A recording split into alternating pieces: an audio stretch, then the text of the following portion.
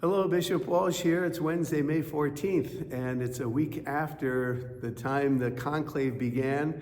And within, I think it was close to 24 hours, and on the fourth ballot, Pope Leo XIV emerged. And we are so grateful for the gift of our new Holy Father, and we pray for him and pledge our support and our prayer and our obedience for the way he will guide the church. We strive always to have that bond of communion, and he is the source of unity for our Catholic Church, the universal experience of the church.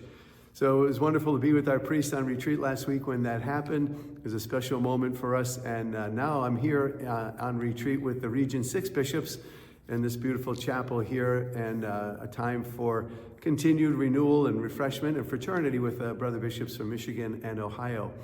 So grateful for this time in the church, and certainly continuing to pray for that gift of unity and the bonds that we share in our faith, the sense of courage that we have in professing our faith, evangelizing and building up the kingdom.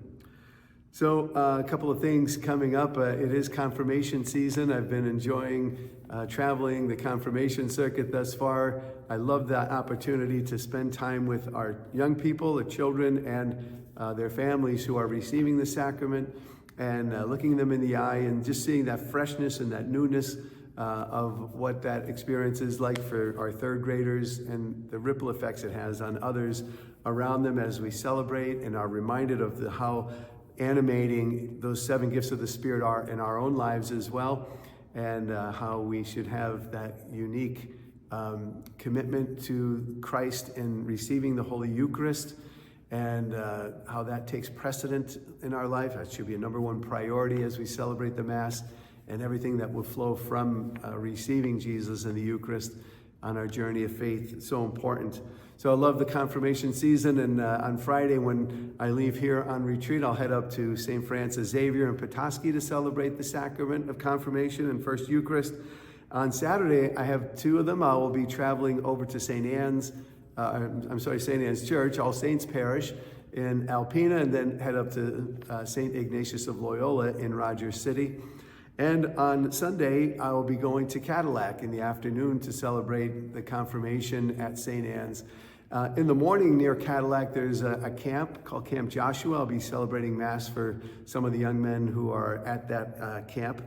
And then I will, on Monday, have a series of meetings and do an interview for another possible candidate for the seminary for this year. We're very excited. We know 8 men already who will be in preparation for the priesthood, and perhaps another one. So please continue to pray for vocations, and we're going to be, again, investing a lot into vocation ministry into the future, trusting in God to provide for us the priestly ministry that's needed for us.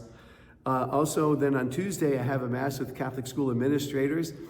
Pray that as they wind down the school year, that they will continue to be strengthened and have what they need as they do a very important job in the life of the church, serving as principals in our school system.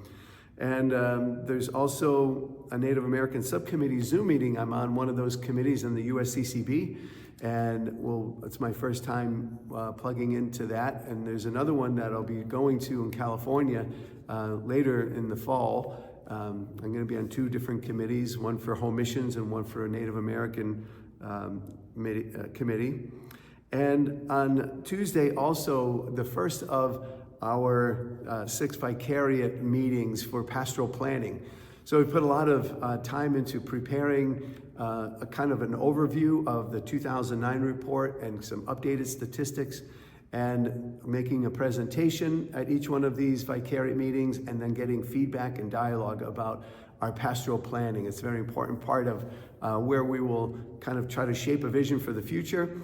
And this first round of vicariate meetings will begin this May, June, July, and then there'll be another series in the fall and early winter.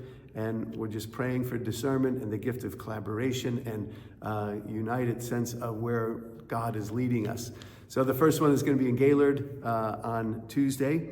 And then on Wednesday, very much looking forward to every year going up to Mackinac Island with the Knights of Columbus annual convention. So that's an exciting time and a wonderful time for the Knights of Columbus to be strengthened in their mission as they do such good in the church.